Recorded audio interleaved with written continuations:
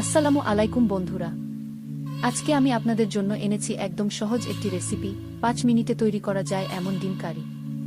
যারা রান্না নতুন শুরু করেছেন তাদের জন্য এটি একদম পারফেক্ট। চলুন রান্না শুরু করি।